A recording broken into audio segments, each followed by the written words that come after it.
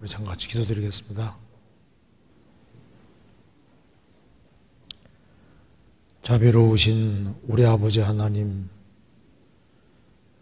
오늘도 저희들을 한자리에 불러 모아주시고 또 평상시에 궁금하게 생각하는 것들을 하나님의 말씀으로 풀어보려고 합니다.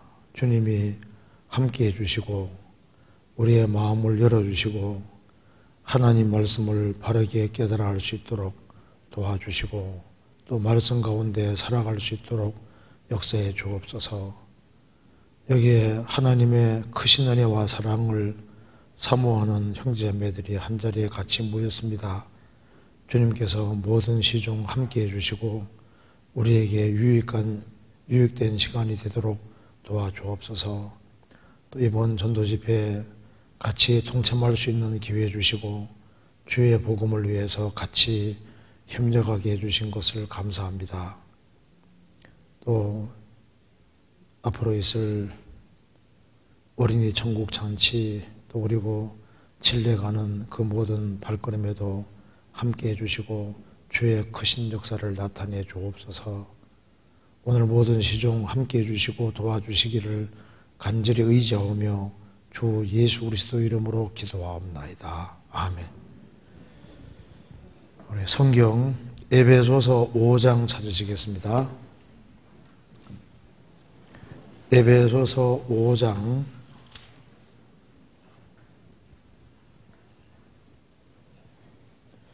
14절입니다. 14절 같이 한번 읽어보시겠습니다. 그러므로 이르시기를 잠자는 자여 깨어서 죽은 자들 가운데서 일어나라. 그리스도께서 내게 비치리라 하셨느니라. 거기까지입니다. 이번에 질문이 또 여러 가지가 나와 있는데 간단하게 좀 생각을 해보겠습니다. 첫 번째 질문 보겠습니다. 요즘 세상이 너무 요란스럽고 혼돈하며 성경의 마지막 시대에 대한 말씀이 이루어져 가고 있음을 실감하고 있습니다. 이러한 때에 저희들이 어떻게 더욱 깨어 있어야 하는지, 지혜롭게 살아야 하는지 귀한 말씀을 듣고 싶습니다. 물론 집회를 통해서 성경 말씀을 늘 듣고는 있지만 그래도 더 일깨워 주시는 말씀을 듣고 더욱 믿음 안에 있는 자, 더욱 굳건한 자가 되고 싶습니다 하는 질문입니다. 여기 이제 요즘 세상이 너무 요란스럽고 그죠? 혼돈하며 뒤죽박죽입니다. 성경의 마지막 시대에 대한 말씀이 이루어져 가고 있음을 실감하고 있습니다. 그러니까 우리 시대만큼 이런 마지막 징조를 본 시대는 없습니다. 세상이 지금 완전히 뒤집어져 있습니다. 성경에 말씀한 대로 전도서 1장에 말한 대로 이지러진 것을 구부러진 것을 곱게 알 수 없고 이지러진 것을 셀 수 없다 그 말대로 지금 아담 안에 사람이 살아가면서 점점 더 마음과 생각과 정신이 왜곡되고 있습니다.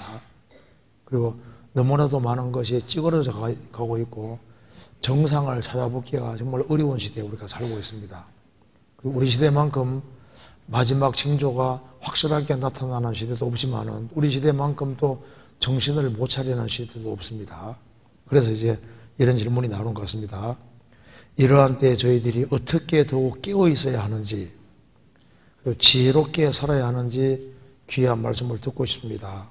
이제 질문 내용이 크게 우리가 어떻게 더욱 깨어 있어야 하는지, 주님이 깨어 있어라 그 말을 계속 반복적으로 사용하셨습니다. 어떻게 더욱 깨어 있어야 하는지, 지혜롭게 살아야 하는지, 지혜롭게 살아가는 것이 어떤 것이겠느냐 하는 것에 대해서 좀 더 깊이 생각을 하고 싶어 하는 것 같습니다. 먼저 어떻게 깨어 있어야 하는지, 그리고 또 지혜롭게 살아가는 것이 어떤 것인지 그걸 한번 생각을 해봅시다. 어떻게 하는 것이 깨어 있는 것일까요? 성경 에베소서 5장 14절에 보시겠습니다. 그러므로 이러시기를 잠자는 자여 깨어서 죽은 자들 가운데서 일어나라. 그리스도께서 내게 빛이라 하셨느니라. 여기에 깨어서란 말이 나와 있습니다. 어떻게 하는 것이 깨는 거냐 하면은 잠자는 자여 깨어서 죽은 자들 가운데서 일어나라.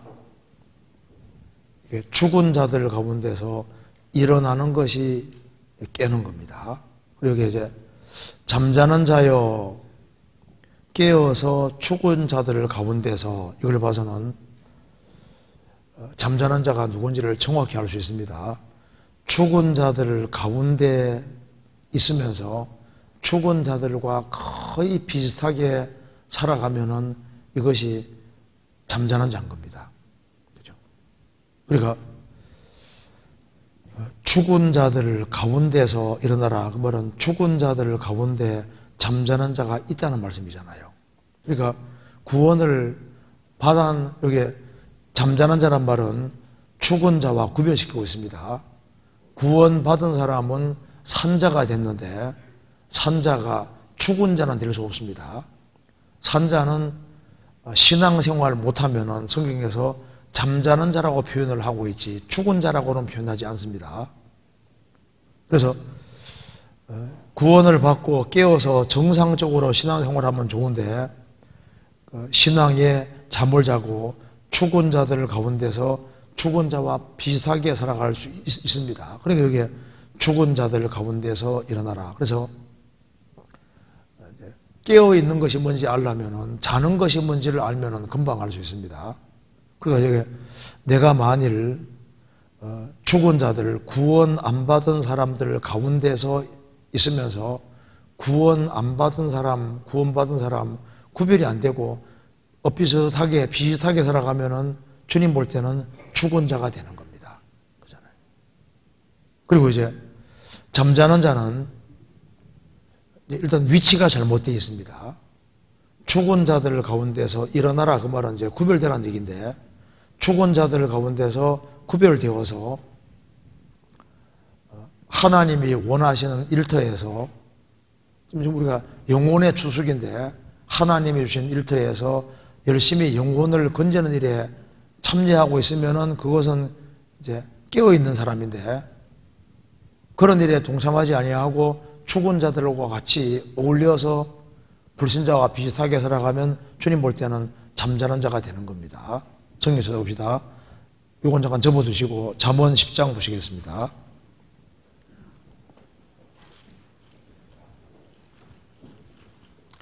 잠언 10장 5절입니다.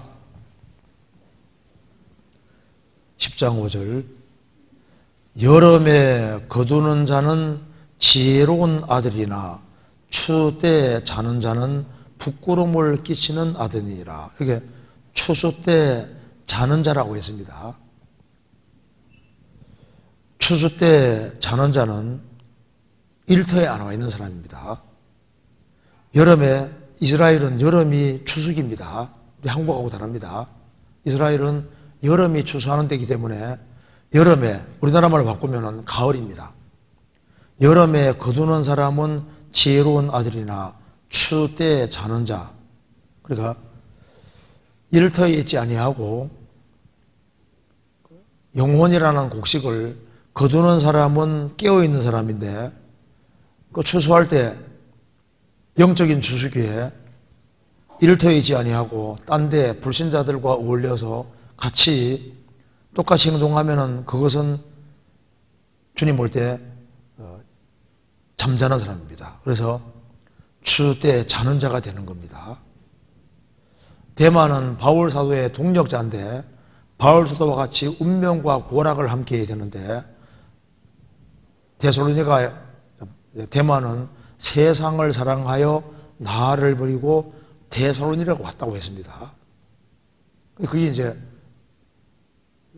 위치가 이탈되어 있으니까 데마가 구원받은 사람이라면 자는 자가 되는 거예요.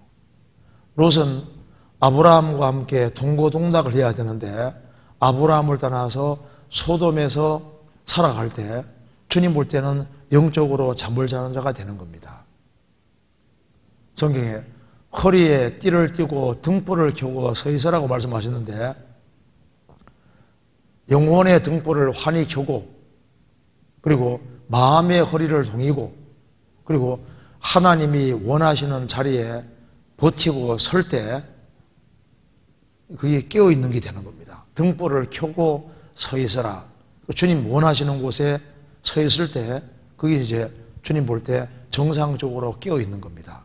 그런데 이제 잠이 깊이 들면 그 다음 뭐가 생깁니까?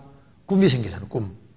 그래서 이제 잘못하면은 구원받은 사람도 신앙적으로 잘못된 허황된 꿈을 꿀 수도 있는 겁니다.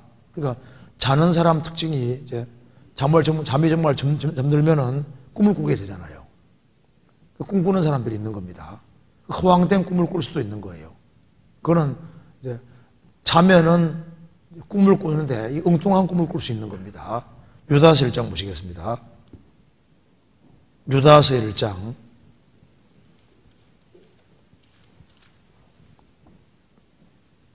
1장 8절에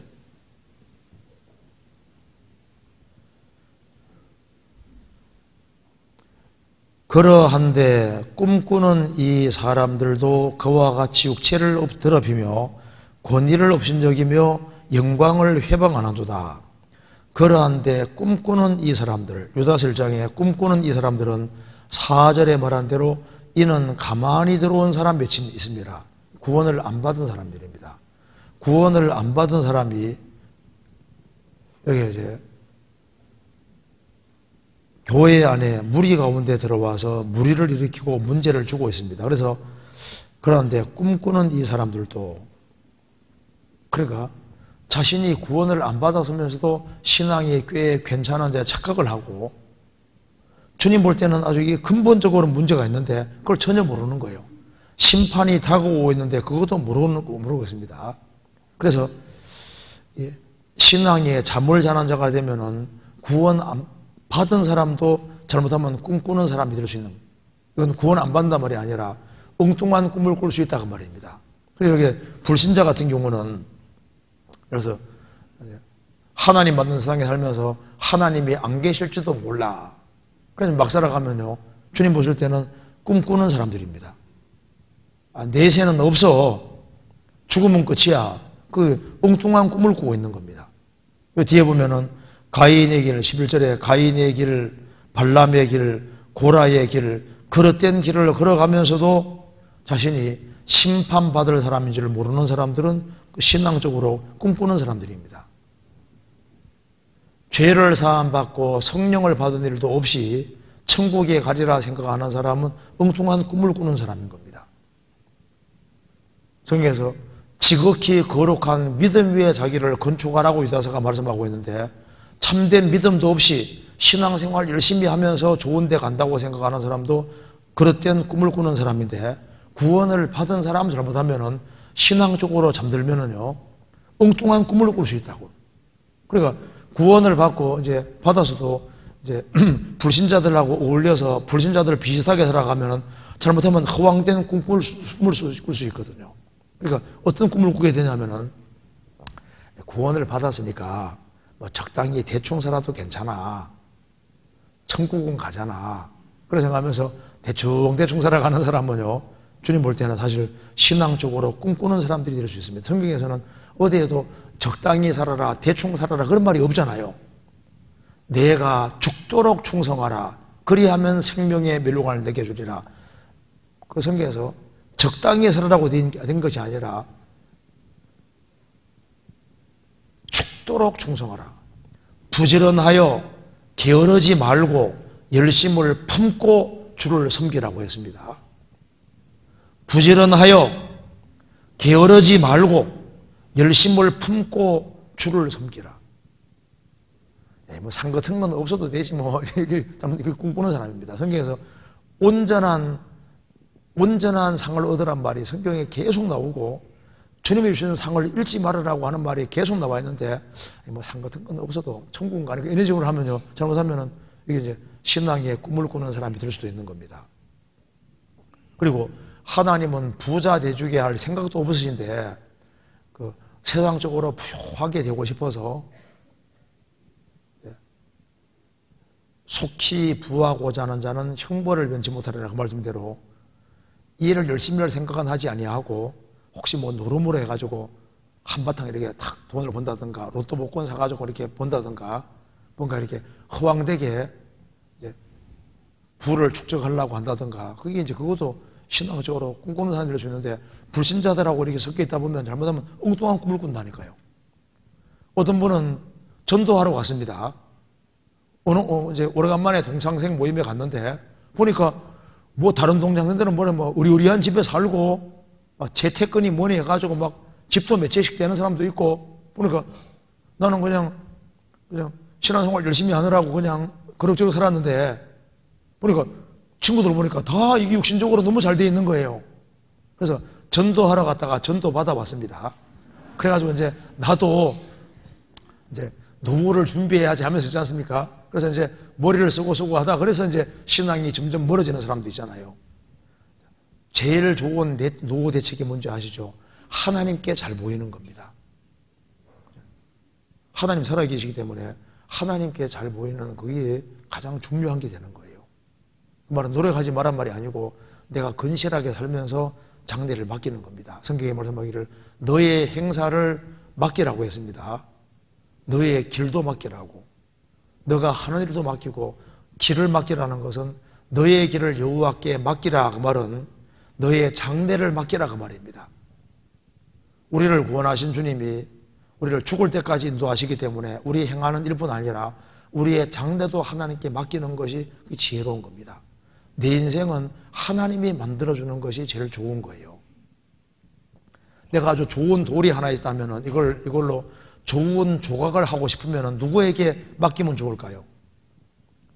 초짜에게 맡길 것이 아니라 아주 그 대가 중에 대가에게 탁 맡기면 멋진 작품 만들어내잖아요. 내 인생을 누가 만드는 게 제일 좋을까요? 하나님께 의탁해 서 하나님 만들어가는 게 제일 좋은 겁니다. 그래서 너의 길을 여호와께 맡겨라. 저를 의지하면 저가 이루시고, 하나님께 딱 맡기면은 더딘 것처럼 보여도 하나님이 제일 좋은 길로 인도하십니다.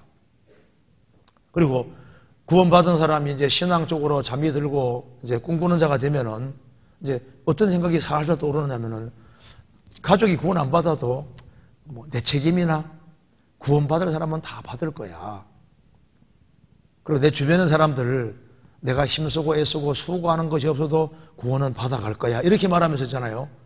자기가 할 도리 같은 것에 대해서 손을 다 거두고, 그러니까 주님은 알아서 구원받을 만한 사람 다 구원시키니까 나는 아무것도 안 해도 돼, 이렇게 엉뚱한 생각한다니까요.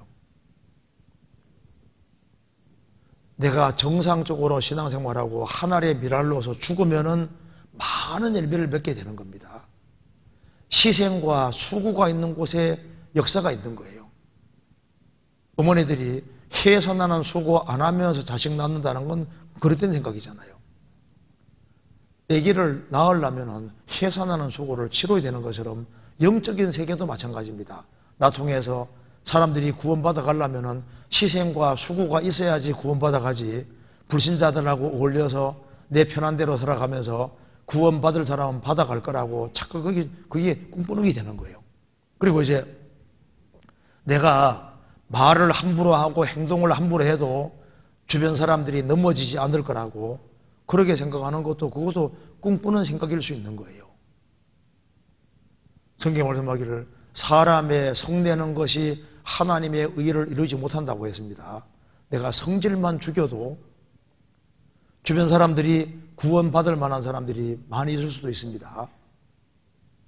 우리가 성질을 잘 부리고 화를 잘 내고 막 짜증을 잘 내고 범사에 감사하는 마음도 없고, 그런 사람은 뭘 보고 그 사람이 그렇지 않으라고 하겠습니까? 그래서 내가 말을 함부로 하고 행동을 함부로 해도 주변 사람에게 영향력이 없을 것이다, 영향력 미치지 않을 것이다, 구원받는 장기가 안 될 거다, 그렇게 생각하는 걸 잘못하면 꿈꾸는 자가 될 수 있는 거예요. 그리고 구원을 받아서도 이제 구원받았으니까 나는 교회 연결이 안 돼도 그래도 좋은 데 갈 거라고 생각을 하고 그러면서 연결 안 돼도 뭐 내가 뭐 남보다 큰 죄 안 짓고 살아가면은 뭐 그럭저럭 잘 사는 거라고 생각하는 그거 자기 생각이 그것도 잘못된 그릇된 꿈인 겁니다. 나는 교회에 연결되지 않고 내 혼자서도 신앙생활 잘할 수 있다. 그게 착각이고 교만인 거예요.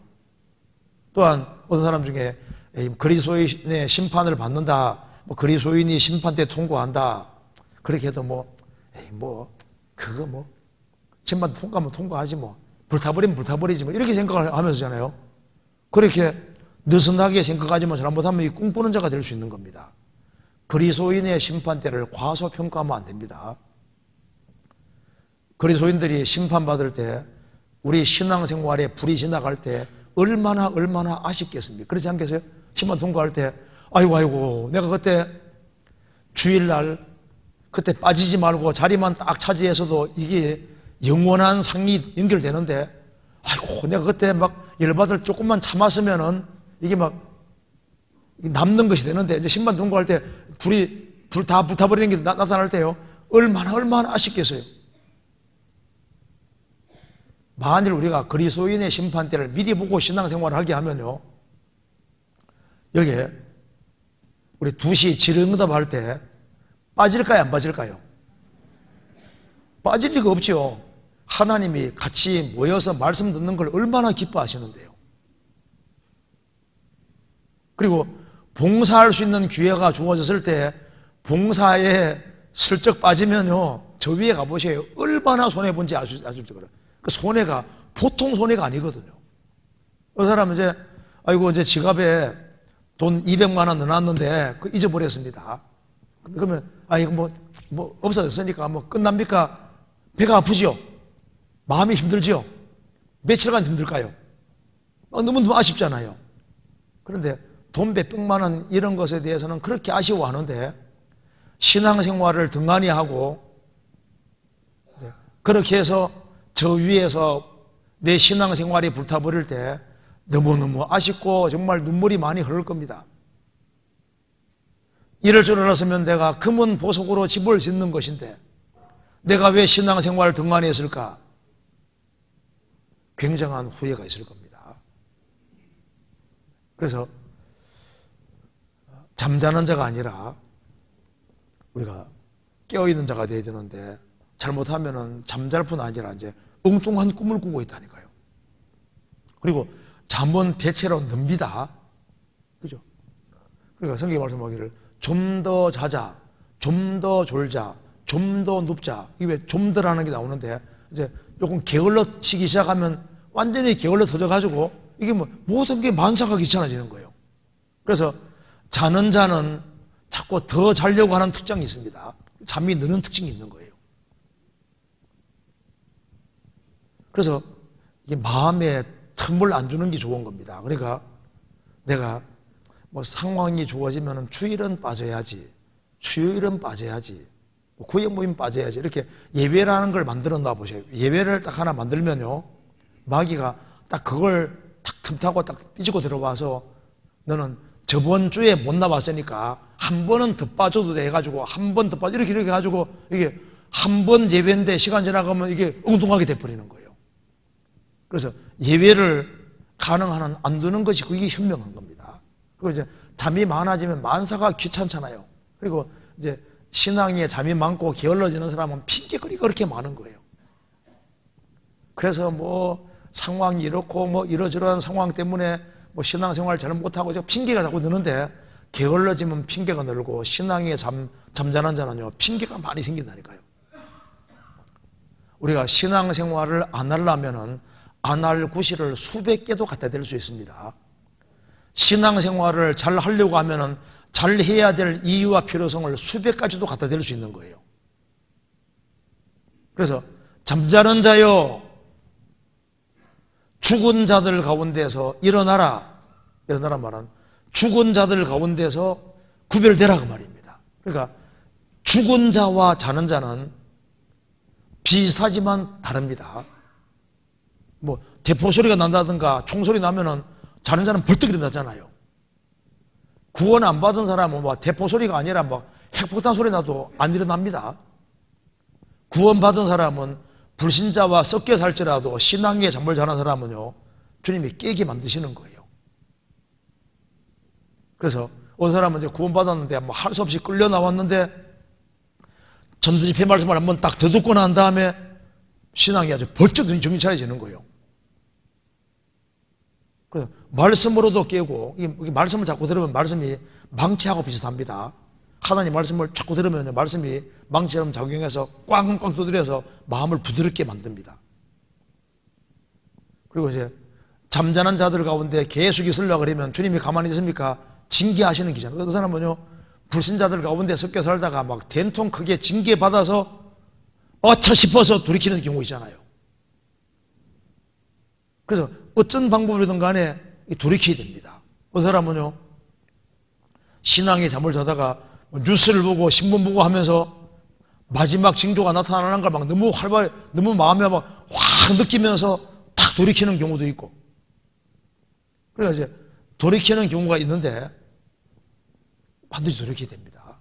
빨리 돌이킬수록 현명한 겁니다. 그래서 다시 한번 정리해 봅시다. 에베소서 5장 보시겠습니다. 5장 14절에 그러므로 이러시기를 잠자는 자여 깨어서 죽은 자들 가운데서 일어나라. 신앙에 잠을 자는 사람들이 한번 지옥 구경을 한 번만 하고 오면 어떻게 될까요? 잠잘까요? 버쩍 정신이 들까요? 지옥 한번 구경하고 오면 아주 버쩍 이렇게 확 깨게 될 겁니다. 천국을 한번 보고 오고 천국의 영광을 보고 오면 정신 빠져 차려지죠. 죽은 자들 가운데서 일어나라. 그러니까 구별은 하나님의 법칙에 속합니다. 구별되는데 하나님의 축복이 있는 거예요. 죽은 자들 가운데서 불신자들하고 똑같이 살 것이 아니라 거기에서 구별되라. 죽은 자들 가운데서 일어나라. 벌떡 일어나고 구별되어야 됩니다. 그리고 어디 가운데로 들어가야 되냐 하면은 죽은 자들 가운데 있을 것이 아니라 어디 가운데로 들어와야 되냐면 다시 교제 가운데로 들어오고 주님 말씀 가운데로 들어와야 되는 거예요. 그래서 이제는 교제 가운데 연결이 되어서 구원받은 무리 가운데 연결되어서 구원받은 사람 같이 운명과 고락을 함께하고 그렇게 하는 것이 이제 정상적인 신앙생활의 모습이 되는 겁니다. 그래서 죽은 자들 가운데 있을 것이 아니라 거기에서 구별되어서 이제는 주님 편에 딱 서야 되는 거예요. 왼편이 아니라 오른편에 서고 주님 편에 서고 모세가 에집트에서 이제 출애굽을 이스라엘 백성들을 인도해서 출애굽을 시켰는데 시내산에 이제 십계명 받으러 갔습니다. 그 밑에서 우상 숭배하고 있었잖아요. 모세가 십계명 받아와서 아주 대노했습니다. 우상 숭배하고 있습니다. 그래서 십계명 두들판을 던져버리고 여호와께 속하는 사람은 구별되라. 이 편에 서라. 그래서 레위인이 하나님 편에 딱 섰습니다. 칼을 잡아라. 칼 잡고 우상 숭배하는 사람 다 죽이잖아요. 그때 하루에 그냥 3,000명이 다 죽임 당했습니다. 그때 자기 형제, 자매, 그리고 자녀, 부모까지 다 죽이잖아요.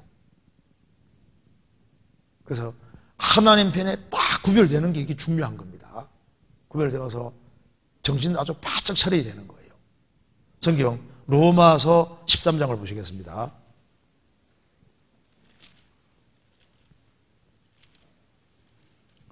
(13장) 11절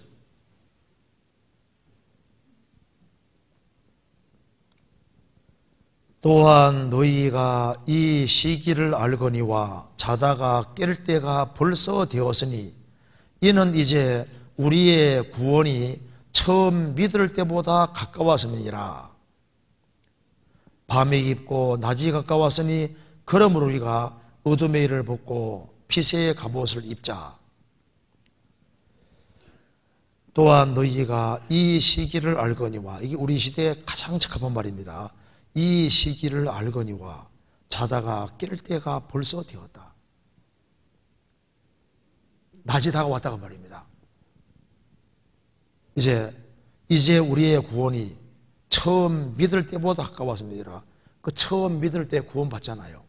그러면 이제 그 사람은 정상적으로 성장하다가 이제 주님 오시면은 우리 몸까지 구원되는데 그날이 처음 구원받을 때 지금 너무 가까워진 겁니다. 그러므로 밤이 깊고 낮이 가까웠으니 그 낮에는 해가 뜨는 것처럼 말라기 4장에 주님이 돋는 해로 오십니다. 그러므로 우리가 어둠의 일을 벗고 빛의 갑옷을 입자. 그래서 이제 주님 피로 구원받은 사람들이 깨어서 주님 피로 구원받은 사람들이 모인 무리 가운데 연결되어서 깨어있는 사람은 시기를 알 수 있잖아요. 잠자는 사람들이 모르는, 깨어있는 사람은 압니다. 아, 주님 이름이 좀 다가오구나. 그걸 알고 정신 차리는 것이 깨어있는 것이 됩니다. 그리고 이제 자기가 해야 될 일을 찾아서 묵묵히 하는 거예요. 정신 차린 사람은 주님 앞에서 자기가 할 일을 묵묵히 하고 이제 살아가게 되는데, 이제 죽은 자들 가운데서 구별되어서 주님 빛 가운데 들어오면은 그리스도께서 내게 빚으시리라. 성경에서 봅니다. 에베소서 5장 14절 끝에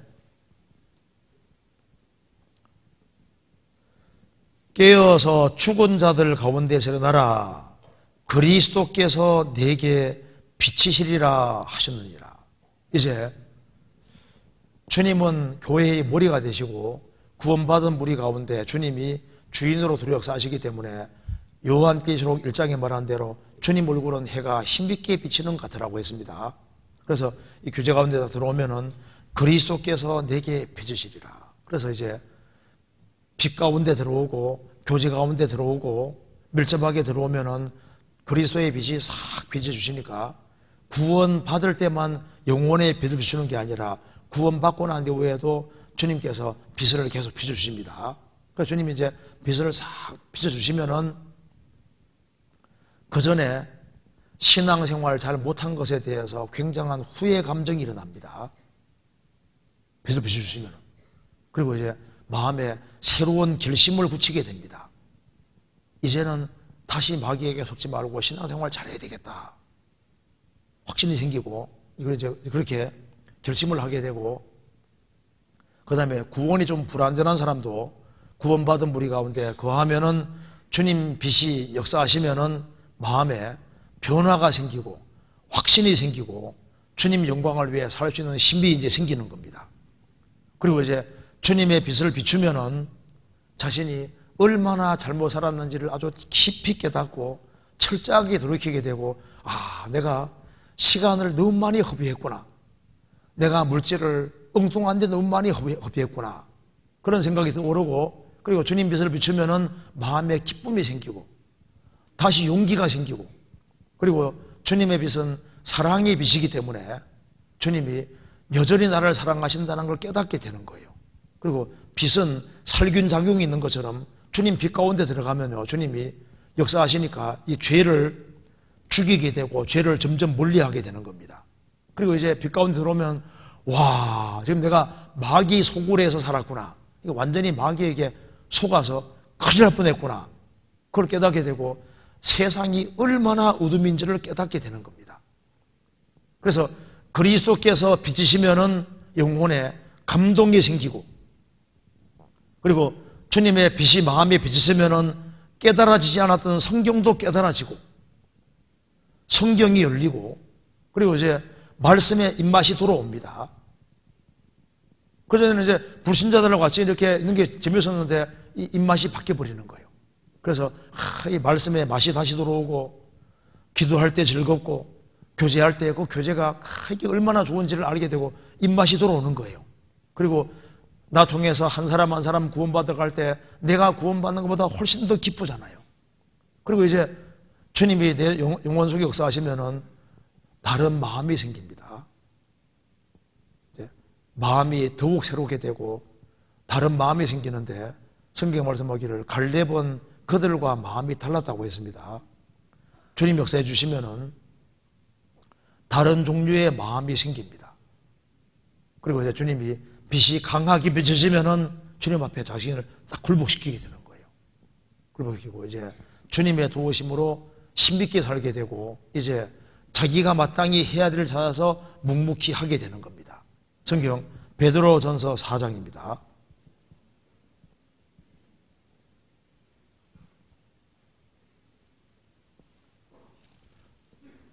4장 7절.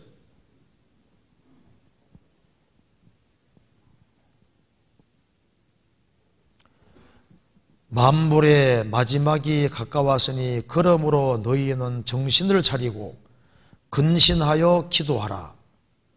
무엇보다도 열심으로 서로 사랑할지니 사랑은 허다한 죄를 덮느니라. 서로 대접하기를 원망 없이 하고 각각 은사를 받은 대로 하나님의 각양 은혜를 맡은 선한 청지기 같이 서로 봉사하라.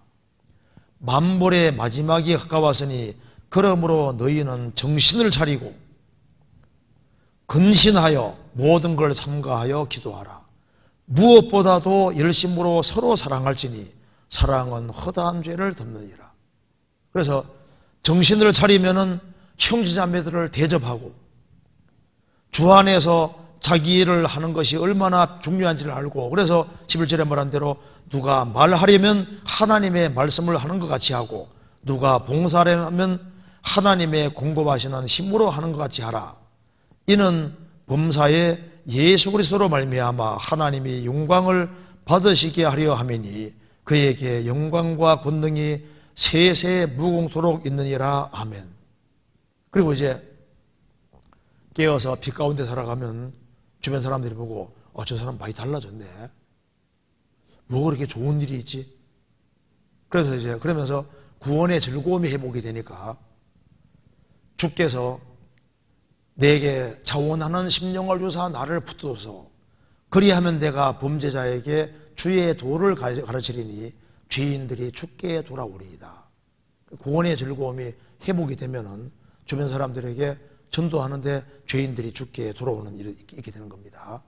그럼 여기 이제 얘기하기를 질문 내용 속에 어떻게 하면 더욱 깨어 있을 수 있느냐, 거기에 대한 답이 마태복음 24장 25장에 나와 있습니다. 그래서 예수님 오실 때 충성되고 지혜 있는 종이 되라고 하셨습니다.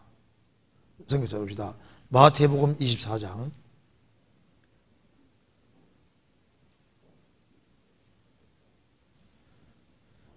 45절.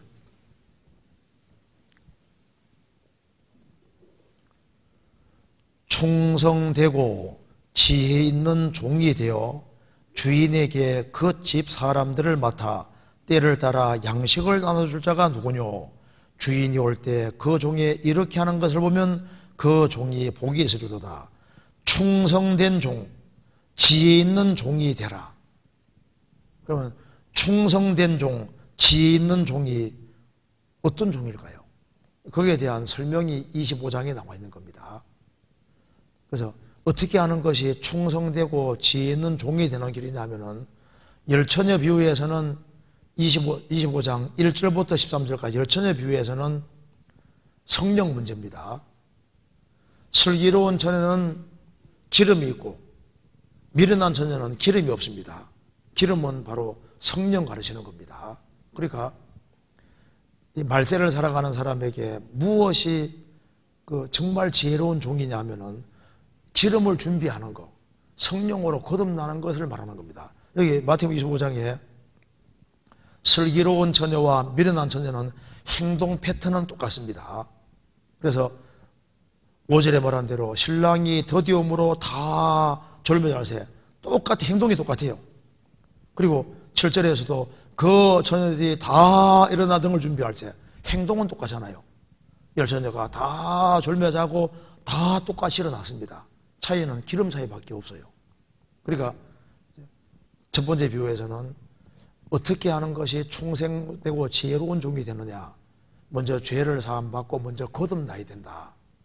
그걸 첫 번째 말하는 것이고, 두 번째는 달란트 비유를 통해서 알려주는데,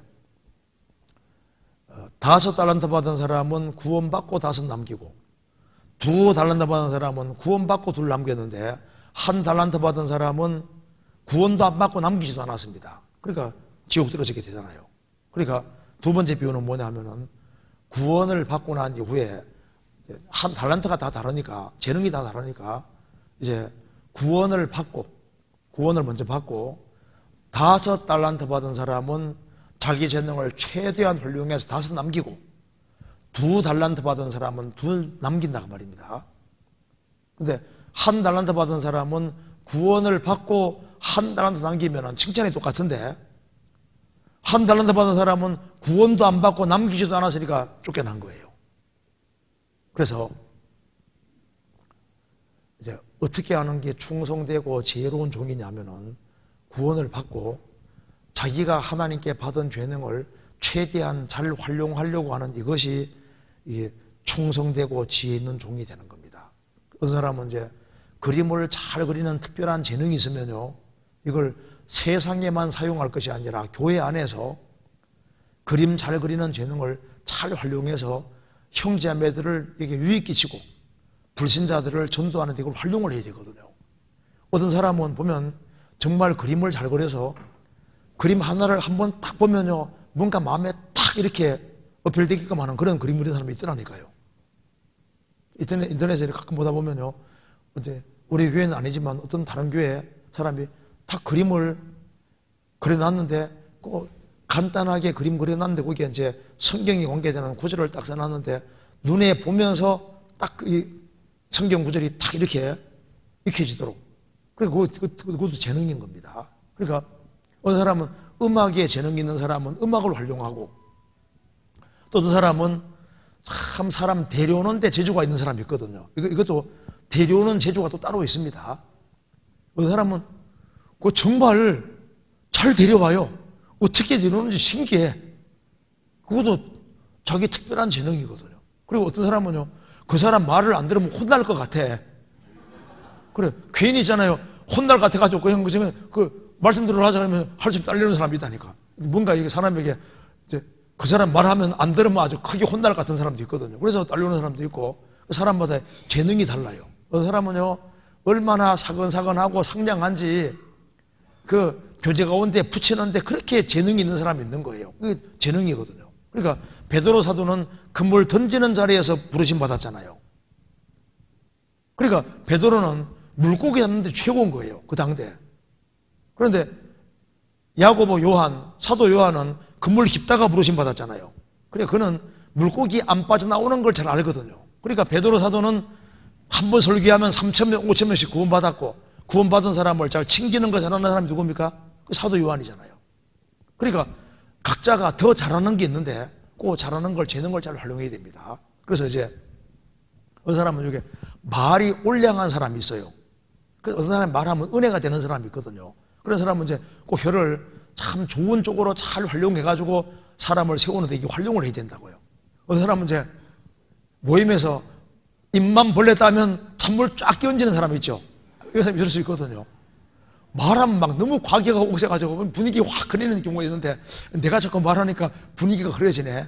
그럼 나는 말을 가능하면 적게 해야지. 몸으로 때워야지. 그래서 이제 다른 재능을 찾아서 내가 특별히 잘하는 재능이 있다고요. 그런 걸 이제 최대한 활용을 잘하는 거 필요한 거예요. 그게 지려운 거잖아요. 그 다음에 이제 그 뒤에는 양과 염소 비유 얘기하면서 31절에 이하에 보면 양과 염소 비유인데, 이제 양이 먼저 돼야 됩니다. 양이. 우리 이번에 고등부 수련회 할 때 성경에 이제 테마를 잡기를 제일 첫 번째는 양과 성도입니다. 그러니까 그리스도인들은 염소가 아니라 양이라고 하면서 이제 공부를 한번 한 적이 있는데, 양하고 염소는 태생이 달라요. 저도 확인해 보니까 양은 염색체가 54개고 염소는 염색체가 60개더라고요. 그러니까 처음부터 태어나면서부터 양은 양이고 염소는 염소니까 일단은 구원 안 받은 사람은 염소인데 구원 받은 사람은 양이 되는 거예요. 그럼 먼저는 이제 양이 되는 거, 이제 구원받고 양이 됐으면은 이제 양처럼 살아야 되는데, 성경에 말씀하기를 양하고 염소하고 기본적인 차이가 뭐냐면, 염소는 기본적으로 까만색입니다. 아가서 4장 보면은 염소를 검은색으로 표현하고 있습니다. 염소 중에 하얀 것도 있긴 있거든요. 그런데 검은 염소가 많은 거예요. 근데 양도 색깔이 좀 다양하지만 대체로 양은 흰색이잖아요. 일단 색깔이 다르고, 그리고 이제 면 양 종류는 뿔이 없습니다. 양도 뿔이 있는 양이 있는데 몇 년 종류는 뿔이 없는데요. 염소는 뿔이잖아요. 염소는 들이받는 거 잘하는 거예요. 또한 염소는 단독 행동을 좋아합니다. 양은 양때 무리 짓는 것을 좋아하는 것이 특징인 거예요. 그러니까 기질이 다르다고요. 그리고 염소는 주인이 말해도 말을 그렇게 잘 안 들어요. 양은 주인이 말하면 말을 잘 듣는 게 특징입니다. 그리고 양은 풀 먹을 때요, 항상 고개를 이렇게 숙이고서 이렇게 아래에 있는 풀 뜯어 먹고 살거든요. 염소는요, 아래에 있는 풀 뜯어 먹는 걸 별로 안 좋아해요. 그리고 양은 고개 푹 숙이고 겸손하게 이렇게 먹는데, 양은요, 고개를 이렇게 먹는 게 아니라 위에 있는 거 있지 않습니까? 뭐 나무라든가 이렇게 위에 있는 거 먹는 거 좋아해요. 그래서 고개를 빳빳하게 세들고 먹는 거 보면 염소인 거예요. 그 먹는 것도 다르고, 그리고 양은 그냥 풀로 만족하는데 염소는 풀로 만족 못 합니다. 새로운 걸 맛보는 걸 좋아해가지고 자꾸 새로운 거. 그게 이제 염소 특징인 거예요. 그리고 우는 소리도 다르더라고. 염소하고 양하고 우는 소리가 약간 다릅니다. 그래서 제가 이제 발음은 잘 못하는데, 염소는 우는 소리가 매, 염소는 마, 뭐 약간 달라요. 그리고 이제 양은요, 주인하고 같이 있는 거 좋아하고, 그리고 이제 양떼끼리 어울리는 거 좋아하는데, 이 염소는 다르더라고. 염소는 새로운 걸 찾는 걸 좋아해가지고 이제 무리를 나가서 자꾸 엉뚱한 데 새로운 데 가서 새로운 풀을 맛보고 새로운 걸 그렇게 좋아하더라고. 모험심이 굉장히 강한 게 염소의 특징입니다. 그리고 양은 대체로 온순한데 염소는 마음에 안 들면 어떻게 합니까? 이게 들이받는 게 특징인 거예요. 또 양은 인내심이 그렇게 강한데 털 깎는 자 앞에 잠잠한 양이라 하잖아요. 근데 염소는 안 해요. 그렇지 못한 거예요. 염소는 이게 인내심이 굉장히 적습니다. 그리고 이제 염소는 단독 행동 좋아하는 게 특징입니다. 양은 무리 짓는 걸 좋아하고, 양은 뒤따르는 걸 좋아하고, 염소는 뭘 좋아합니까? 앞장서는 거 좋아하는데, 이제 주인이 딱 이제 양을 데려갈 때 제일 앞장서는 놈 보면 염소인 거예요. 그런 거예요. 그래서 너무너무 다릅니다. 그러니까 양과 염소 이 차이가 너무 큰 차이가 나는데, 먼저는 양이 돼야 되는 거예요. 양의 기본적으로 중요한 특징이 뭐냐 하면은, 일단 목자의 음성을 잘 분별합니다. 그리고 또 한 가지는 양은 고마움을 잘 기억하는 특징이 있고, 그리고 양은 목자에 대한 신뢰가 절대적이기 때문에 새끼를 사랑하지만은 주인이 부르면 새끼도 다 뒤로 하고 주인 따라가는 게 특징입니다. 또 양은 근시입니다. 그리고 같이 어울려 사는 걸 좋아하고, 인내심이 대단하고, 양은 모든 면에서 유용한 게 많잖아요. 근데 눈이 나쁘기 때문에 길 잃은 못 찾는 게 특징인 거예요. 근데 우리 시대 보세요. 거의 염소가 많아지고 있습니다. 속도 검어지고 겉도 검어지잖아요. 염소는 새카만 염소는. 그리고 이제 요즘 시대 사람 보면 염소 같아요. 조금만 마음 안 들면 막 들이받는 걸 좋아하는 시대가 돼가지고, 그죠? 조금 마음 안 들면 막 들이받잖아요. 막 아내도 막 남편이 막 들이받고, 자식도 막 들이받고, 그리고 같이 무리 가운데 있는 것 싫어하고 단독 행동을 좋아합니다. 간섭받는 걸 싫어하는 거예요. 그리고 양은 그냥 자기 주어진 위치에 만족하고 살아가는데, 염소는요, 거기에 채들고 막 새로운 거 풀 뜯느라고 새로운 거 해가지고, 그래서 보면 엉뚱한데 저쪽에 또 엉뚱한 데 가 있는 거예요. 우리 시대 보면요, 이게 염소같이 됩니다. 새로운 만나는 걸 찾아서 끊임없이 하는데 이 풀로 만족을 못 합니다. 양은 풀로 만족을 하는 거예요. 그래서 저희들은 하나님 말씀을 들으면 거기에서 참된 만족이 있고, 양은 낯선 데 가는 걸 무서워하거든요.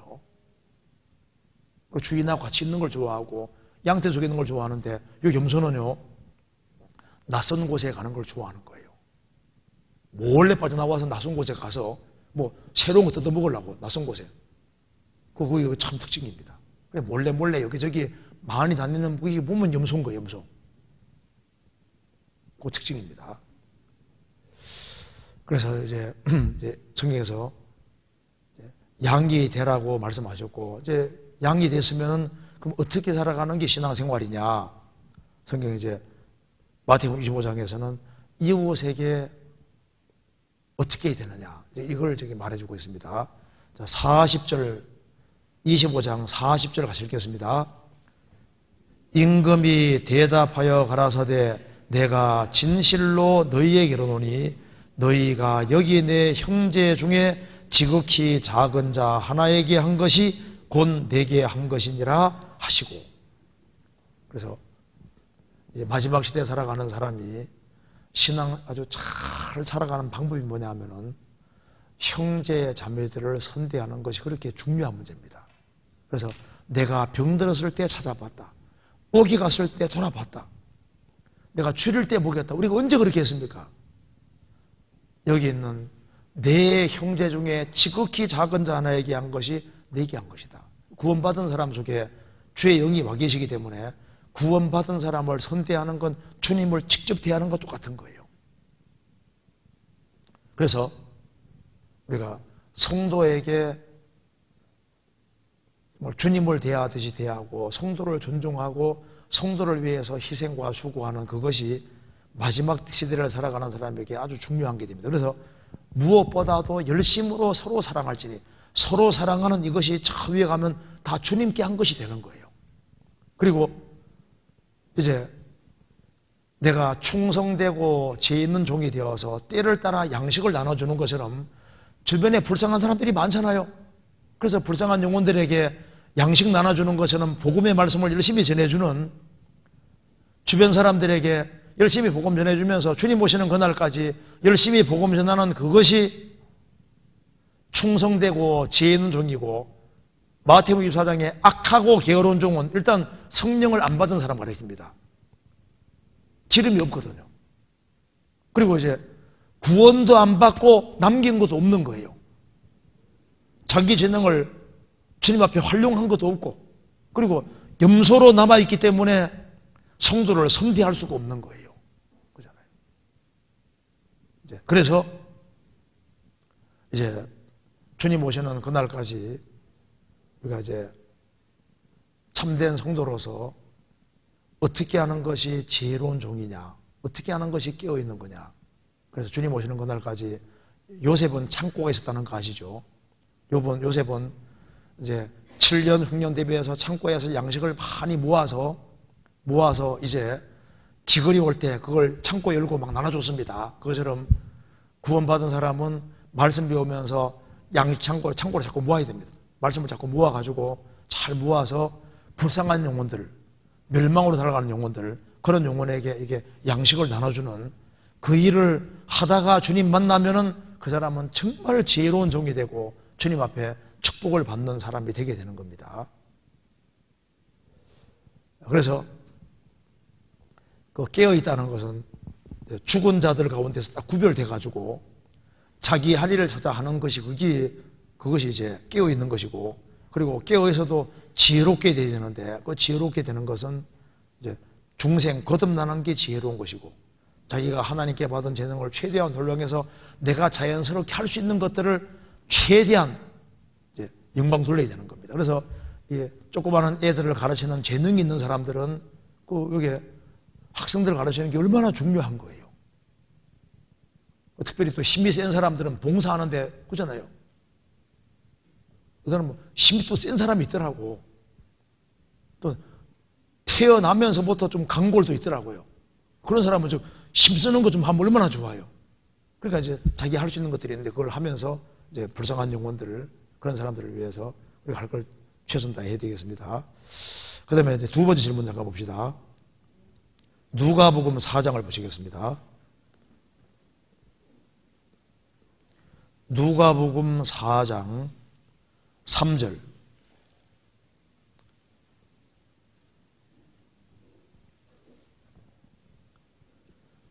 마귀가 가로되 내가 만일 하나님의 아들이어든 이 돌들에게 명하여 떡덩이가 되게 하라.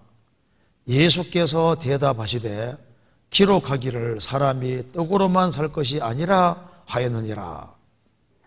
위 말씀에서 예수님이 돌들을 떡덩이가 되게 하실 수 있었을 텐데 왜 듣지 않으신 것인가요? 돌 자체가 떡덩이가 되는 게 죄가 되는 것이 아니면 마귀가 시험한 것 자체가 죄가 되어 듣지 않으신 것인지요? 이것도 좀 좋은 질문이잖아요. 예수님은 죽은 자도 살리고 문둥이도 깨끗하게 하고 기적을 항상 행하시는 분이니까 40일 동안 아무것도 잡수지 않았으니까 얼마나 배가 고프겠습니까? 그러니까 마귀가 말합니다. 아니 너가 하나님 아들이고 그렇게 능력이 있으면은 왜 그렇게 배가 고프냐?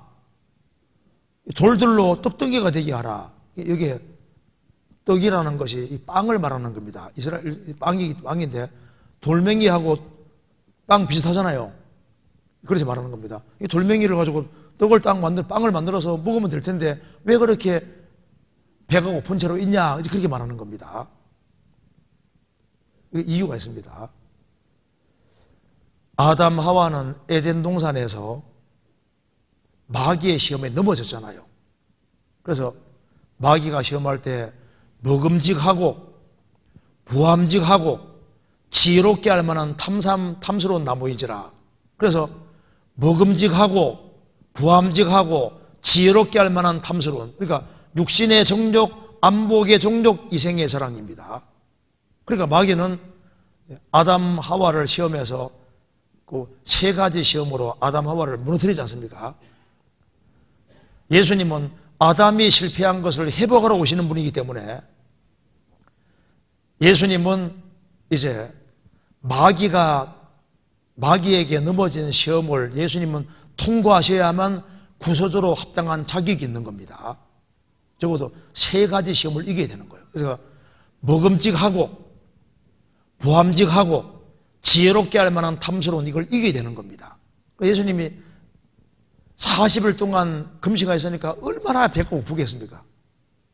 그래서 마귀가 시험할 때 그 배가 고프지만은 그 유혹을 뿌리치고 안 먹는 길을 택했잖아요.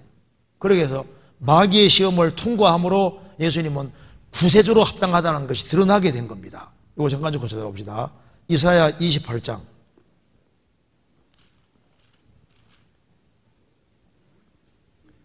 (28장) 16절.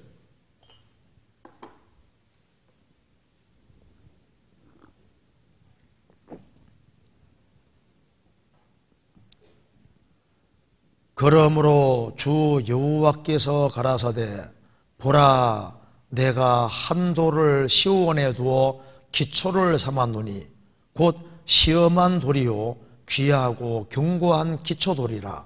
그것을 믿는 자는 급절하게 되지 아니하리로다. 그러므로 주 여호와께서 가라사대 보라 내가 한 돌을 시온에 두어 기초 삼았다. 두 돌입니까? 한 돌입니까? 한 돌입니다. 왜? 예수님은 유일한 구세주입니다. 이게 신약에도 그대로 인용되어 있는데 한 돌을 시온에 두어 기초를 삼았노니 우리 구원의 기초, 인생의 기초를 삼으신 겁니다. 삼았노니 곧 시험한 돌이요 시험을 통과해서 이긴 돌이다 그 말입니다. 예수님은 마귀에게 시험을 받으셨지만은 그 시험을 3번이나 이기신 시험을 통과한 돌인 거예요. 그리고 예수님은 귀한 돌, 귀하고 견고한 기초돌이니까 예수님은 유일한 구세주니까 정말 가장 귀하신 분입니다. 그리고 견고한 기초돌이니까 얼마나 견고하고 든든한지 절대 부수고 깰 수가 없는 거예요. 그래서 예수님의 공생에는 하나도 흠이 없고 깨트릴 것이 없는 거예요. 예수님의 탄생, 생애, 십자가의 죽으심과 부활, 성천 어떤 것이든 하나도 꺾을 것이 없는 겁니다. 죄인의 뼈는 꺾였지만은 예수님 뼈는 꺾이지 않았습니다. 예수님은 구세주로 합당한 분이기 때문에 꺾을 것이 아무것도 없습니다. 그래서 예수님은 귀한 돌, 견고한 기초돌, 유일한 한 돌이다 그 말입니다. 그런데 예수님은 시험을 통과한 돌이요. 그래서 예수님은 성령에 이끌려 마귀에게 시험 받으러 갔고 처음부터 하나님이 그렇게 계획을 하신 것이요. 하십니다. 그래서 계획하셔서 시험을 일부러 시킨 거예요. 그래서 40일 동안 주리교회 하고 난 이후에 최대한 극한이 있었을 때 어떻게 하는지 다 보는 겁니다. 예수님은 능력이 있지만 능력을 사용하지 않았습니다. 왜? 그건 하나님 아버지가 통과시키는 시험이기 때문에 이걸 통과해야 되거든요. 그래서 예수님은 육신의 정욕, 안목의 정욕, 이생의 정욕을 이겼기 때문에 구세주로서 합당하다는 것이 드러난 겁니다. 지금은 마귀도 속입니다. 뭐니 해도 뭐니가 최고다. 너 그렇게 재능이 많은데 이거 재능을 교회에 사용하지 말고 너 돈벌이 안 한 재능에 사용해서 세상적으로 유명하게 돼. 영혼 문제는 부차적이야. 이게 속일 수 있는 거예요.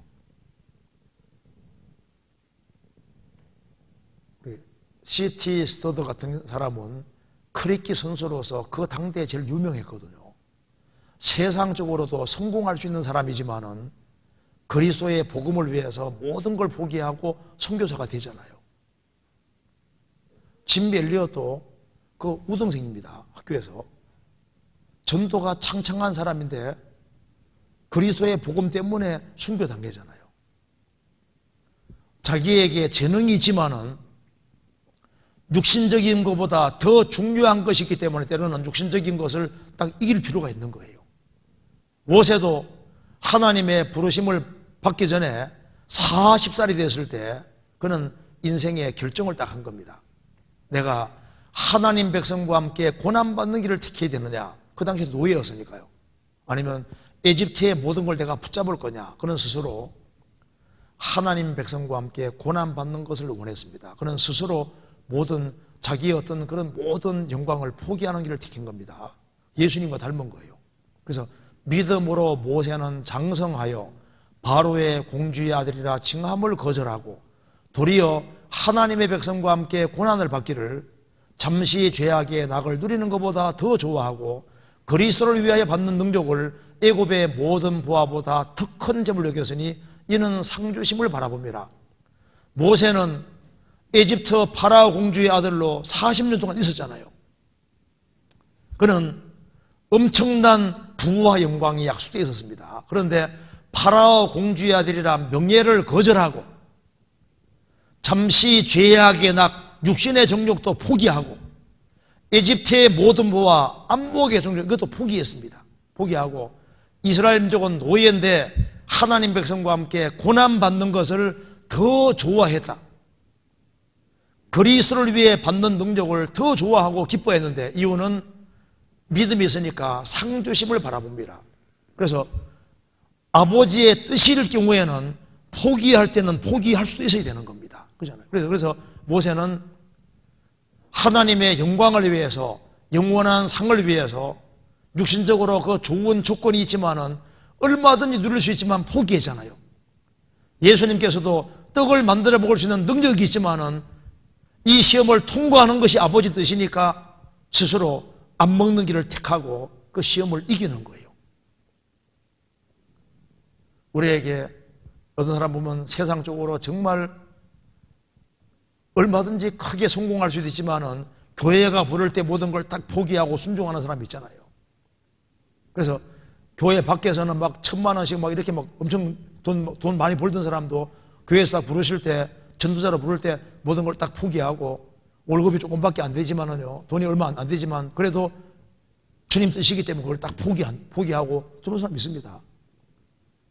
회사에서 대기업에서 아주 좋은 데서 돈을 많이 받았지만은 그거보다 훨씬 영혼이 중요하기 때문에 그래서 이걸 포기하려고 그러면 마귀가 시험할 거 아니에요. 야, 너 능력이 많은데 왜 그렇게 하냐고. 그런데 그걸 탁 접고 할 때 그게 이제 시험을 이기는 되는 겁니다. 그래서 예수님은 능력이 있지만은 그 시험을 통과하는 것이 아버지 뜻이기 때문에 안 만드는 거예요. 그래서 육체보다 더 중요한 영혼이 있다는 것을 우리에게 설명해 주는 겁니다. 그래서 사람이 떡으로만 살 것이 아니요 하나님 입으로 나오는 모든 말씀으로 살 것이니라. 사람은 영혼이 있기 때문에 육체보다 더 중요한 영혼을 위해서 살아야 될 것을 보여주는 겁니다. 그 다음 질문 봅시다. 저는 구원받은 지 오래되었습니다. 이것도 좋은 질문입니다. 그런데 요즘 자꾸 생각나는 것들이 있습니다. 옛날에 제가 죄 지은 것들, 실수한 것들, 수치스러운 것들입니다. 괴롭습니다. 이런 것들도 모든 죄에 포함되는 거지요. 남편도 구원을 받지 않고 점 땅땅 찍어놓고 제가 구원을 받지 않아서일까요? 남편도 빨리 구원받지 못하고 어떻게 해결할까요? 이렇게 말했습니다. 구원을 받았는데 자꾸 이제 옛날에 제가 지은 죄들이 생각나고 실수한 것들, 수치스러운 것들을 생각나는데 이런 모든 것도 모든 죄에 포함되는 거죠. 어떨까요? 당연히 포함되죠.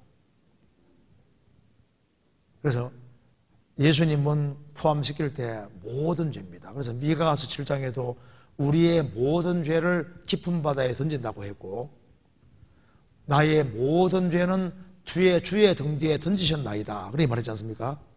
또한 골로새서장에는 우리에게 모든 죄를 사하시고 모든 죄입니다. 성경 한번 찾아봅시다. 마태복음 12장을 보시겠습니다.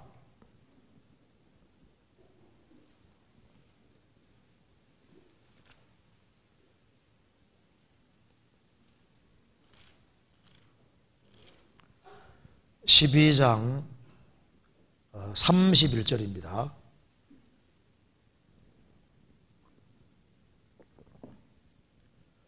그러므로 내가 너희에게 이르노니 사람의 모든 죄와 회방은 사하심을 얻되 성령을 회방하는 것은 사하심을 얻지 못하겠고, 예수님 말씀하시기를 사람의 모든 죄와 회방, 하나님 모독하고 욕한 이런 모든 죄와 회방은 사하심 얻을 수 있다. 왜 그럴까요?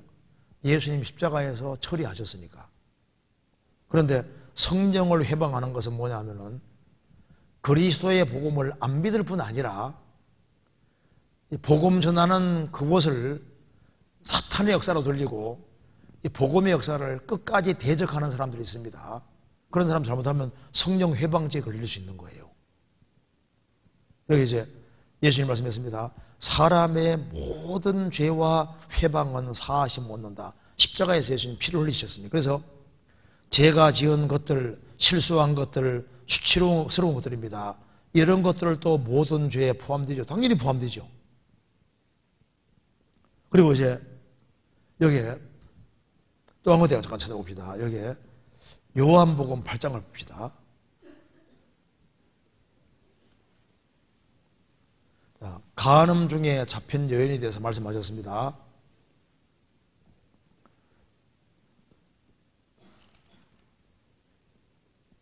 자, 요한복음 8장 10절 11절을 같이 읽어보겠습니다. 예수께서 일어나사 여자 외에 아무도 없는 것을 보시고 이르시되 여자여 너를 고소하던 그들이 어디 있느냐? 너를 정죄한 자가 없느냐? 대답하되 주여 없나이다. 예수께서 가라사대 나도 너를 정죄치 아니하노니 가서 다시는 죄를 범치 말라 하시니라. 간음하다가 현장에 잡힌 여인이 있었습니다. 그래서 이제 예수님에게 올무를 놓으려고 그 여자를 데려온 겁니다. 모세는 이런 사람을 돌로 쳐 죽이라 했는데 예수님은 어떻게 말하겠습니까? 예수님을 올무에 넣으려고 하는 겁니다. 예수님이 율법대로 쳐 죽이라 하면은 쳐 죽이면은 로마 법을 어깁니다. 사형권은 로마가 가지고 있고 유대인들은 없으니까 쳐 죽이면은 로마 법을 어기고 안 쳐 죽이면은 모세법을 어기게끔 이렇게 딱 만들어 놓은 거예요. 예수님이 이제 바닥에 이제 글자를 두 번 쓰셨습니다. 아마 첫 번째는 간음하지 마라, 두 번째는 간음하지 말라는 소리를 들었는데 마음으로 음욕 품는 자마다 이미 간음하였느니라. 그리고 죄 없는 자가 돌로 치라니까 노인부터 어른부터 젊은이까지 다 가버린 겁니다. 왜 어른이 먼저 갔냐면 어른이 간음죄를 제일 많이 지었으니까. 그래서 예수님이 너를 고소하던 자들이 어디 있느냐, 너를 정죄한 자가 없느냐, 다 가버리고 없거든요. 그러니까 돌로 이제 칠 수 있는 분은 누굽니까? 예수님만 돌로 칠 수 있는 분이잖아요. 예수님은 죄 없는 분이니까. 예수님이 이 여자의 죄를 짊어지고 대신 죽으실 것이기 때문에 그걸 전제하고 말씀하시는 겁니다.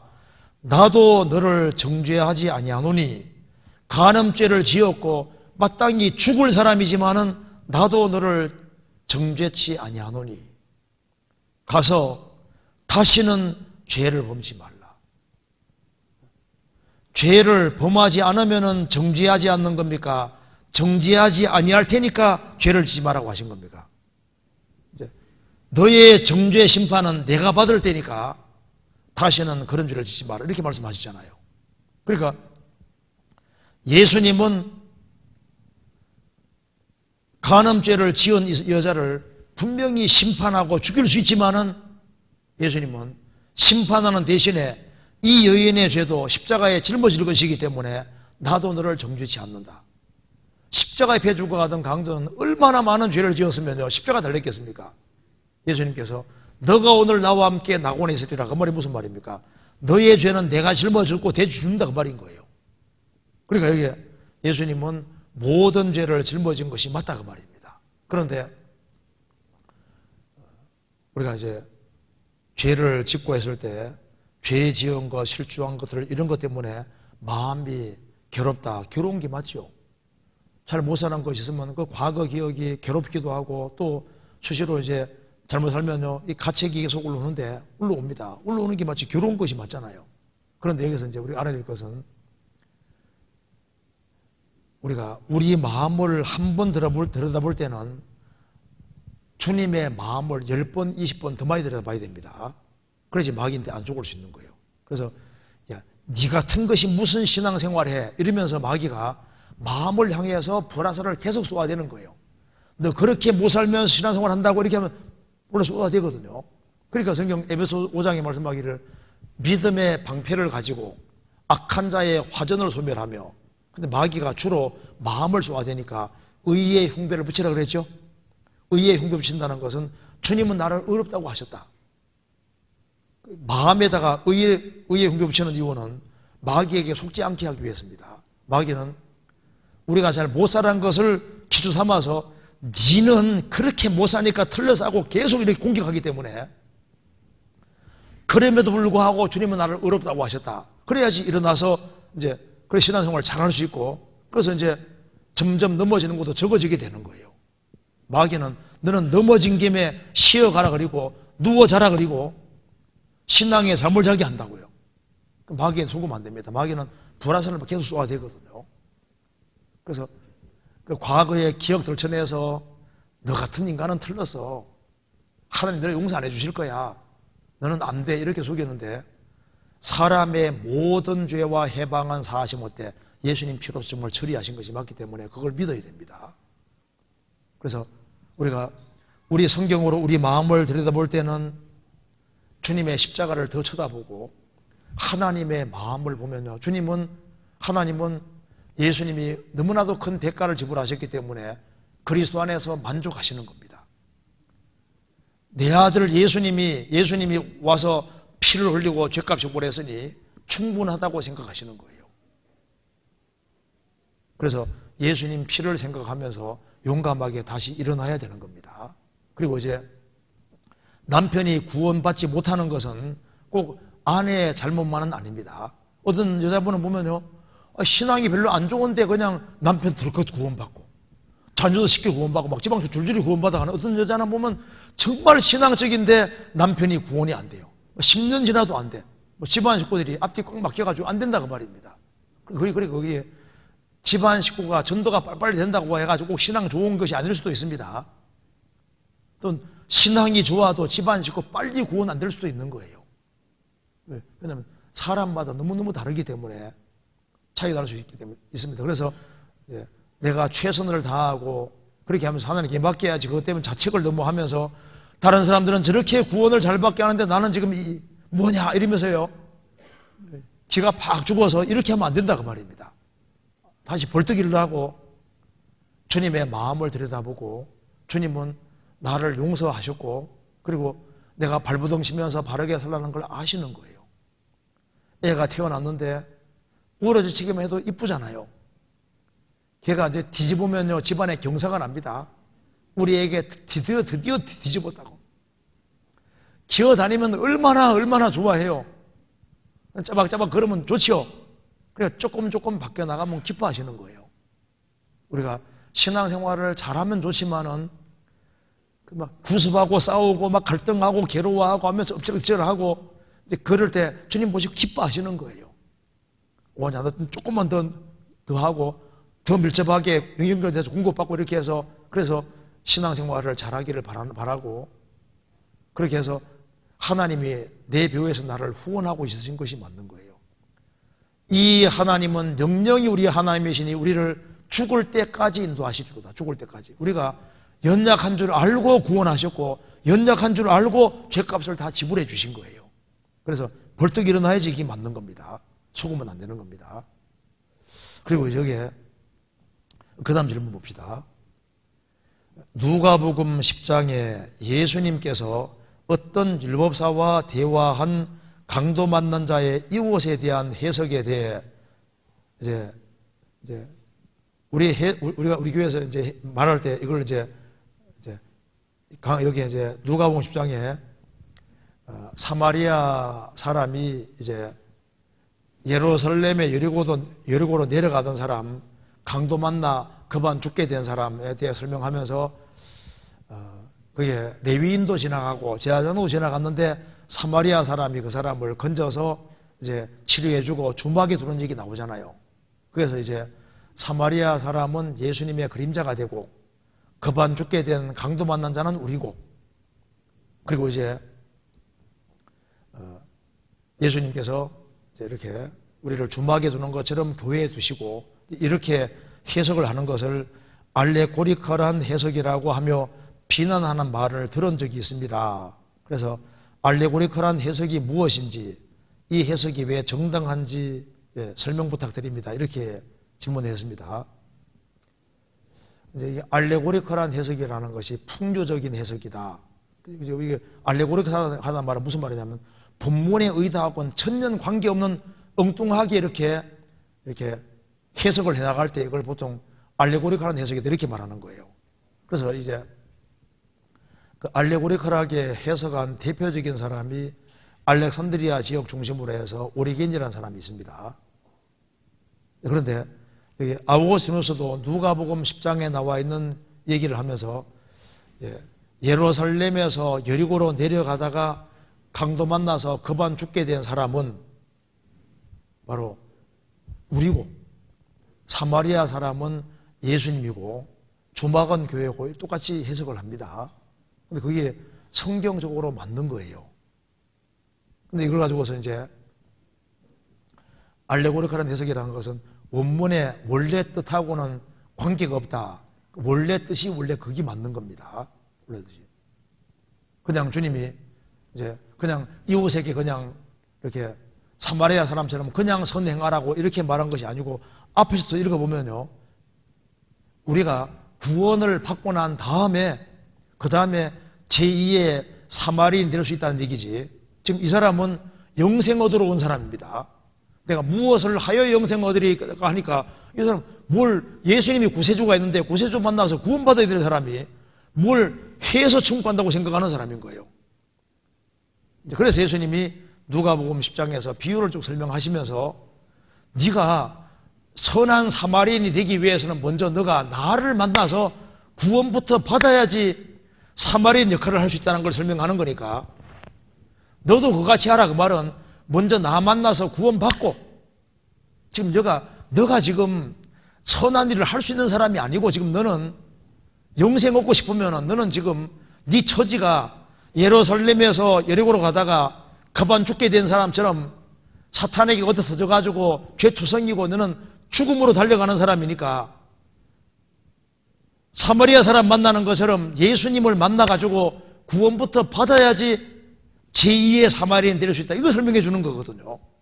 그냥 이제 어떻게 영생 얻으리까 하니까 너 사마리아 사람처럼 이렇게 이거 도와주라. 그렇게 말했냐고 말입니다. 이거는 구원이 뭔지를 전혀 모르는 사람이 엉뚱하게 그거야말로 엉뚱한 해석인 거예요. 그러면 영생 얻기 위해서 이웃 사람에게 사마리아 사람 열심히 하면 천국 가는 겁니까? 그거 아니잖아요. 그러니까 이 알레고리컬하다는 것은 원래 하나님이 의도하신 거하고 전혀 관계없이 예수님도 그런 해석이 있었냐 하고 놀라면 그게 알레고리컬한 해석인 거라고요. 성경을 이렇게 쓴 사람이 와 성경이 그럴 수도 있냐고 이렇게 그러니까 그런 걸 알고리컬 해석이라고 하는 거예요. 그래서 이제 성경을 읽을 때 좀 조심을 해야 되는데요. 원래 여호와 증인 교리를 만들어낸 사람이 이제 러셀이라는 사람인데 이 사람은 지옥을 혐오해서 지옥이 없다는 것을 전제하고 그래서 성경의 모든 지옥이라는 구절을 이제 상징으로 다 해석해 가지고 지옥이 없다는 것으로 이렇게 교리를 만들었잖아요. 그건 의도적으로 이거 왜곡을 한 겁니다. 그래서 이제 성경을 해석할 때 일단 성경에다가 일단 가감하지 말아야 됩니다. 그리고 여기에 사사로운 해석을 하지 말아야 됩니다. 자기 머리 집어넣어서 사사로 해석하면 안 되거든요. 그리고 성경을 억지로 해석은 해서 안 됩니다. 성경은 자연스럽게 풀리게 되어 있는 거예요. 그리고 성경 전체는 하나님 말씀이기 때문에 내가 이해를 못해서 그렇지 성경은 맞다 이 생각을 해야 됩니다. 그리고 성경을 바르게 깨닫기 위해서는 하나님의 도우심을 간절히 구해야 됩니다. 그리고 주의 깊게 살펴보고 그리고 이제 성경을 제대로 해석하기 위해서는 제일 간단한 길이 먼저는 로마서부터 유다서까지를 많이 읽는 겁니다. 이게 해설서니까.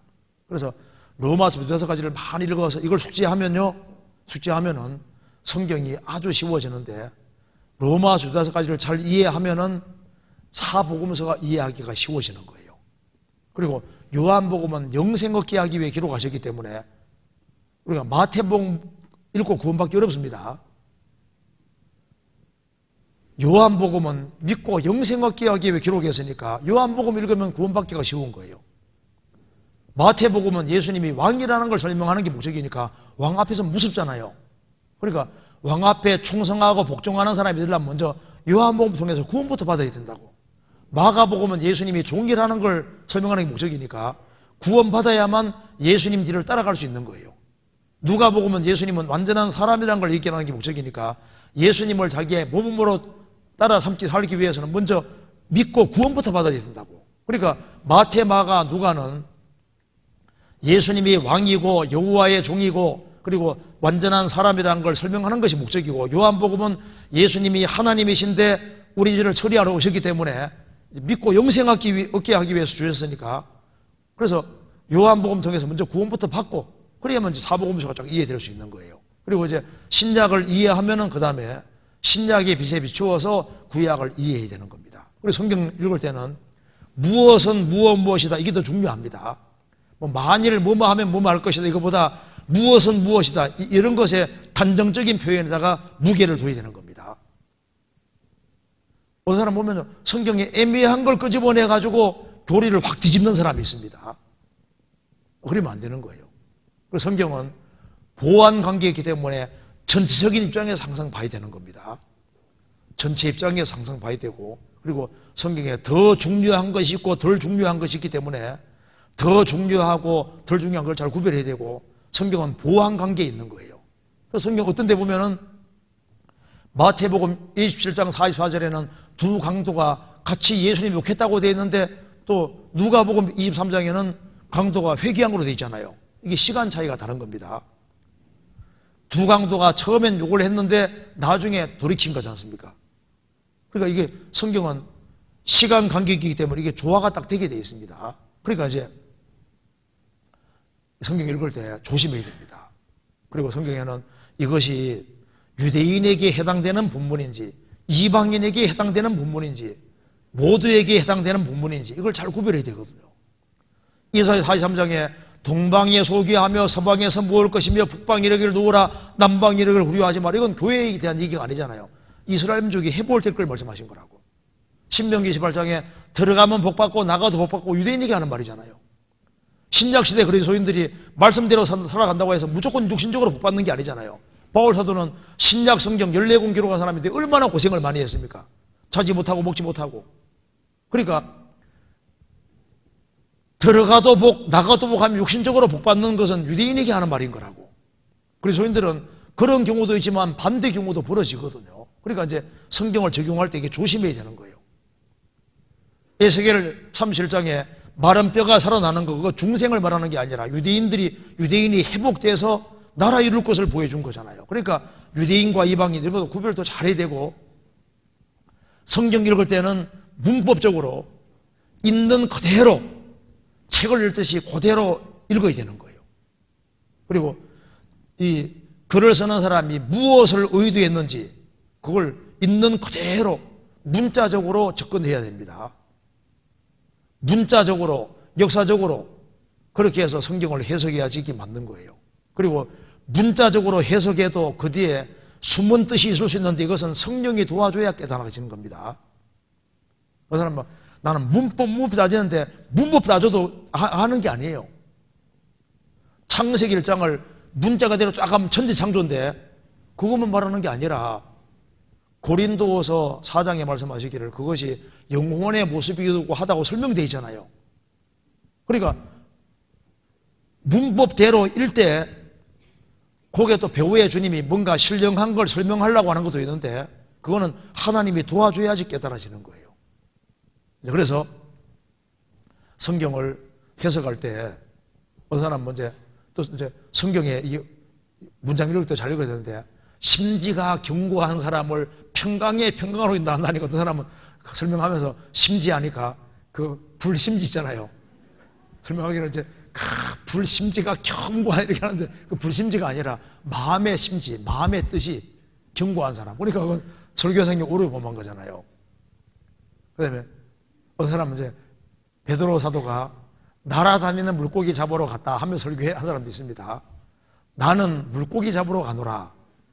그거 읽어놓고 이제 나는 물고기 잡으러 가노라. 그러니까 날아가는 물고기가 아니라 나는 물고기. 이게 잘못된 거잖아요. 그래서 성경은 이제 문맥 같은 걸 잘 이해를 해야 되고 확대해서 가는 거 그런 거 좀 조심해야 됩니다. 또 성경 읽을 때 잘못 읽어가지고 아이를 훈계하라 그랬으니까 이게 아이가 차일드 쪽입니다. 베이비가 아닌데 아이를 훈계하라 그랬으니까 막 갓 태어난 애기지 않습니까? 우러져친다고 막 때려가지고 이렇게 하는 사람이 있는데 그건 또 성경 잘못 읽은 거잖아요. 그래서 성경을 읽을 때 참 조심해야 되는 거예요. 어떤 사람도 성경에 나와 있는 인물을 자기하고 동일시해가지고 이사야 선지자 이사야 6장에 숯불을 입술에 댔잖아요. 나는 부정한 사람이니까 나도 부정한 사람 인간이 하면서 진짜 숯불을 가지고 입에 댄 사람도 있거든요. 그 말이 아니잖아요. 그러니까 성경을 막 개인에게 막 적용하는 것도 조심해야 되는 겁니다. 그래서 성경을 읽을 때 이제 이 해석을 할 때 일단은 전체 속에서 문자적으로 역사적으로 그렇게 이해해야 되고 그리고 이제 성경에서 비유와 상징은 보통 설명이 되어 있고 알레고리컬 한 것은 원래 하나님이 의도한 거 너무 벗어나서 엉뚱한 소리 할 때 그걸 알레고리컬한 해석이다. 이제 그걸 많이 한 사람이 오리겐이고 오리겐 학파 그런 걸 많이 했거든요.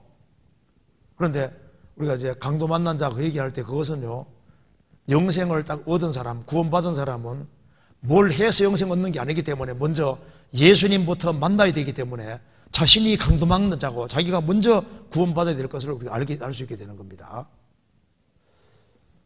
그런데 이거 시간이 돼가지고 질문이 좀 더 있는데 시간이 돼가지고 일단 오늘 여기까지 하고 또 다음 기회에 또 하도록 하겠습니다. 어쨌든 간에 여기에 알레고리카는 해석이라는 말 뜻은 원래 하나님이 의도한 거하고 전혀 다르게 해석해서 하나님도 야 그런 말까지 있었냐고 하나님도 놀라면 그 알레고리카는 해석이 되는 거예요. 이해되시죠? 같이 기도하시겠습니다. 자비로우신 우리 아버지 하나님, 저희들을 주의 보배로운 피로 구원해 주신 그 크고 놀라운 은혜와 사랑을 인하여 감사드립니다. 저희들을 구원하심은 또 중요한 뜻이 있는 줄 압니다. 우리가 주 안에서 귀하게 쓰임받을 수 있도록 더욱 도와주시고 주님의 복음과 영광을 위해 살 수 있도록 더욱 역사해 주시옵소서. 주님께서 맡기신 일을 잘 감당할 수 있도록 충성된 마음을 주시고 또 겸손한 마음을 허락해 주옵소서. 주 예수 그리스도 이름으로 기도하옵나이다. 아멘.